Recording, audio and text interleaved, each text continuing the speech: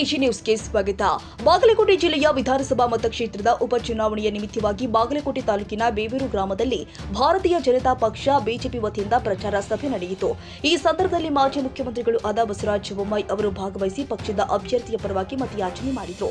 ಸಭೆಯನ್ನು ಉದ್ದೇಶಿಸಿ ಮಾತನಾಡಿದ ಅವರು, ರಾಜ್ಯ ಹಾಗೂ ಕೇಂದ್ರ ಸರ್ಕಾರಗಳ ಅಭಿವೃದ್ಧಿ ಕಾರ್ಯವನ್ನ ಪ್ರಸ್ತಾವಿಸಿ ಬಿಜೆಪಿ ಅಭ್ಯರ್ಥಿಯನ್ನ ಬೆಂಬಲಿಸುವಂತೆ ಸಾರ್ವಜನಿಕರನ್ನ ಕೋರಿದ್ದಾರೆ. ಅಲ್ಲದೆ ಕ್ಷೇತ್ರದ ಸಮಗ್ರ ಅಭಿವೃದ್ಧಿಗೆ ಬಿಜೆಪಿ ಸರ್ಕಾರ ಬದ್ಧವಾಗಿದೆ ಎಂದಿದ್ದಾರೆ.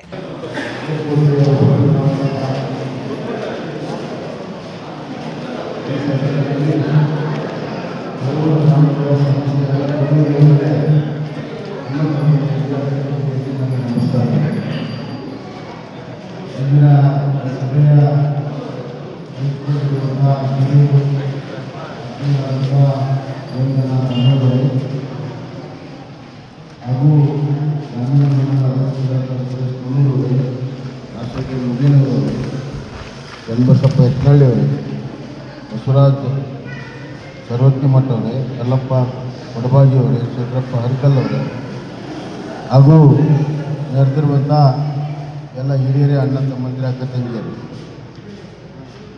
ಮೊಟ್ಟ ಮೊದಲನೇದಾಗಿ ನಮ್ಮವರೇ ನಮ್ಮ ಕಾರ್ಯಕರ್ತ ಒಬ್ಬರು ಯುವಕರು ಇವತ್ತು ನಿಧನ ಹೊಂದಿರುವಂಥದ್ದು ನಮಗೆಲ್ಲರಿಗೂ ಕೂಡ ಭಾಳ ನೋವಿನ ಸಂಗತಿ.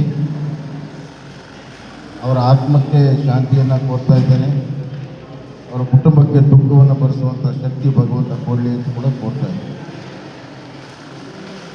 ಈ ಹಿನ್ನೆಲೆಯಲ್ಲಿ ಹೆಚ್ಚಿಗೆ ಮಾತನಾಡುವಂಥ ಅವಶ್ಯಕತೆ ಇಲ್ಲ ಅಂತ ನಾನು ಭಾವಿಸ್ತೇನೆ. ನಾವೆಲ್ಲ ಆ ದುಃಖದ ಇದರಲ್ಲಿದ್ದಾಗ ನಾವು ಭಾಳ ವಿಚಿತ್ರ ಭಾಷಣ ಮಾಡೋದು ಸರಿಯಲ್ಲ.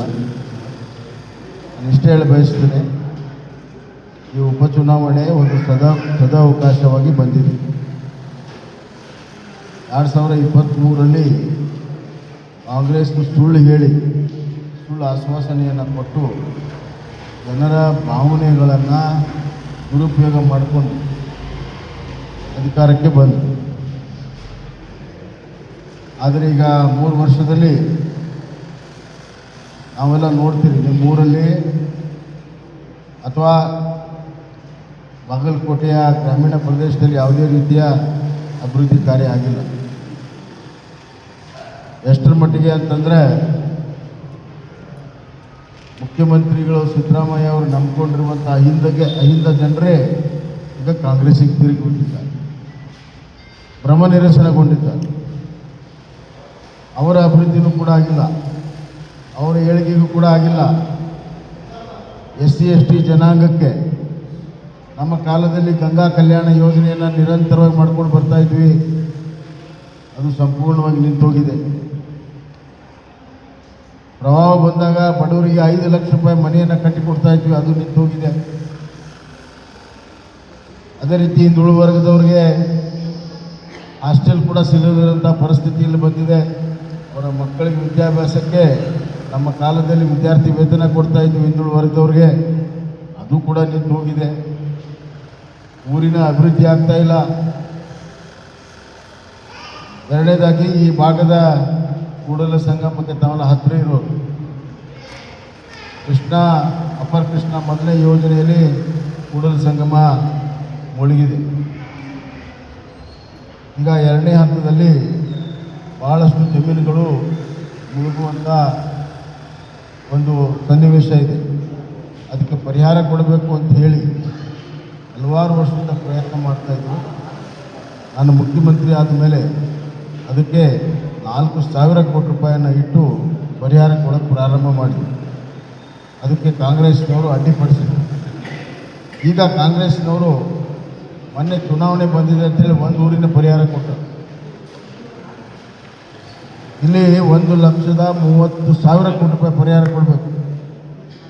1,30,000 ಕೋಟಿ ಪರಿಹಾರ ಕೊಡಬೇಕು. 75,000 ಕೋಟಿ ಬರೀ ಜಮೀನು ಕಳ್ಕೊಂಡವ್ರು ಕೊಡಬೇಕು. 75,000 ಕೋಟಿ ಅವರೇ ಒಂದು ಆಜ್ಞೆಯನ್ನು ಮಾಡಿದರು 10ನೇ ತಿಂಗಳಲ್ಲಿ. ನಾವು ಶೇತ್ಕಿ ಜಮೀನಿಗಿಷ್ಟು, ಕೃಷಿಕಿ ಜಮೀನಿಗಿಷ್ಟು ಅಂತೆಲ್ಲ ಅವರೇ ಆಜ್ಞೆಯನ್ನು ಮಾಡಿ ಪ್ರತಿ ವರ್ಷ 18,000 ಕೋಟಿ 4 ವರ್ಷದಂಗೆ ಕೊಟ್ಟು 75,000 ಕೋಟಿ ನಾವು ಕೊಡ್ತೇವೆ ಅಂಥೇಳಿ ಆದೇಶ ಮಾಡಿದರು. ಕ್ಯಾಬಿನೆಟ್ನಲ್ಲಿ ಇಟ್ಟು ಪಾಸ್ ಮಾಡಿ ಆದೇಶ ಮಾಡಿ ಆದರೆ ಮೊನ್ನೆ ಬಜೆಟ್ನಲ್ಲಿ ಇಟ್ಟಿದ್ದು 3,000. ಬಾಗಲಕೋಟೆಯ ಜನರಿಗೆ ಕಣ್ಣಲ್ಲಿ ಮಣ್ಣು ಹಾಕುವಂಥ ಕೆಲಸ ಕಾಂಗ್ರೆಸ್ ಸರ್ಕಾರ ಮಾಡಿದೆ.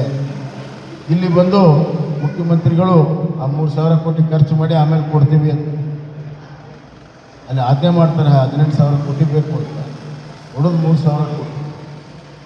ಅದನ್ನು ಕೂಡ ಪೂರ್ಣ ಖರ್ಚು ಮಾಡೋಕ್ಕೆ ಸಾಧ್ಯ ಆಗೋದಿಲ್ಲ ಅನ್ನೋ ರೀತಿಯಲ್ಲಿ ಮುಖ್ಯಮಂತ್ರಿಗಳು ಮಾತಾಡ್ತಾರೆ. ಅಂದರೆ ಈ ಜನ ನಿರಂತರವಾಗಿ ಏನೀಗ ಮುಳುಗಡೆ ಆಗುತ್ತೆ ಅಂತ ಇನ್ನೊಬ್ರಿಗೆ ಮಾರಕ್ಕೆ ಬರೋದಿಲ್ಲ, ಸಾಲ ತೊಗೊಳಕ್ಕೆ ಬರೋದಿಲ್ಲ, ಮನೆ ಮಠ ಕಳ್ಕೊಂಡವ್ರ ಪರಿಸ್ಥಿತಿ ಗಂಭೀರ ಇದೆ, ಬಾಳೆ ಕಳ್ಕೊಂಡವ್ರ ಪರಿಸ್ಥಿತಿ ಗಂಭೀರ ಇದೆ.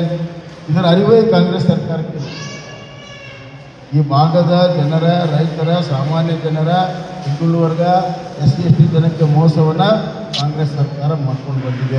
ಈ ಕಾರ್ಯಕ್ರಮದಲ್ಲಿ ಗ್ರಾಮೀಣ ಘಟಕದ ಅಧ್ಯಕ್ಷರು ಆಗಿರುವಂತಹ ಸುರೇಶ್ ಕೊಂಡೂರ, ಜಿಲ್ಲಾ ಪ್ರಧಾನ ಕಾರ್ಯದರ್ಶಿ ರಾಜು ಮುದೇನೂರ ಸೇರಿ ಹಲವು ಸ್ಥಳೀಯ ಮುಖಂಡರು ಹಾಗೂ ಕಾರ್ಯಕರ್ತರು ಭಾಗವಹಿಸಿದ್ರು. ಯುವ ಬಿಜೆಪಿ ಮುಖಂಡರು ಆದ ಶ್ರೀ BY ಅಮರಗೋಳ ಕೂಡ ಸಭೆಯಲ್ಲಿ ಹಾಜರಿದ್ದು ಕಾರ್ಯಕ್ರಮಕ್ಕೆ ಉತ್ಸಾಹ ತುಂಬಿದ್ದಾರೆ. ಸಭೆಯಲ್ಲಿ ಭಾಗವಹಿಸಿದ ಗ್ರಾಮಸ್ಥರು ದೊಡ್ಡ ಸಂಖ್ಯೆಯಲ್ಲಿ ಉಪಸ್ಥಿತರಿದ್ದು ಬಿಜೆಪಿ ಅಭ್ಯರ್ಥಿಗೆ ಬೆಂಬಲ ವ್ಯಕ್ತಪಡಿಸಿದ್ದಾರೆ. ಈ ಪ್ರಚಾರ ಸಭೆ ಉಪಚುನಾವಣೆಯ ಹಿನ್ನೆಲೆ ಕ್ಷೇತ್ರದಲ್ಲಿ ರಾಜಕೀಯ ಚಟುವಟಿಕೆಗಳಿಗೆ ಮತ್ತಷ್ಟು ವೇಗ ತಂದಿದೆ.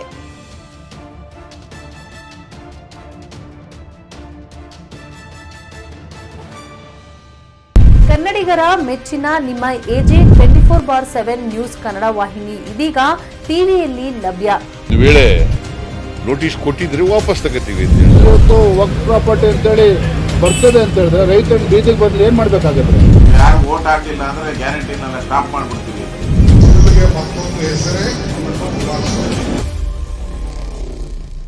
ಕರ್ನಾಟಕ ಮತ್ತು ದೇಶ ವಿದೇಶ 360 ಡಿಗ್ರಿ ಸುದ್ದಿ ಹಾಗೂ ಉತ್ತರ ಕರ್ನಾಟಕ, ಬೆಳಗಾವಿ, ಬಾಗಲಕೋಟೆ, ಧಾರವಾಡ, ಹಾವೇರಿ, ಗದಗ, ಬಿಜಾಪುರ ಜಿಲ್ಲೆಯ ಕ್ಷಣ ಕ್ಷಣದ ವಿವರವನ್ನ ಪಡೆಯುವುದಕ್ಕೆ AJ 24/7 ನ್ಯೂಸ್ ಕನ್ನಡ ವಾಹಿನಿಯನ್ನ ಲೈಕ್ ಮಾಡಿ, ವಿಡಿಯೋಗಳನ್ನ ಶೇರ್ ಮಾಡಿ, ಕಮೆಂಟ್ ಮಾಡುವ ಮೂಲಕ ನಮ್ಮ ವಾಹಿನಿಗೆ ಸಹಕಾರ ನೀಡಿ ಮತ್ತು ಚಾನೆಲ್ ಅನ್ನ ಸಬ್ಸ್ಕ್ರೈಬ್ ಮಾಡಿ.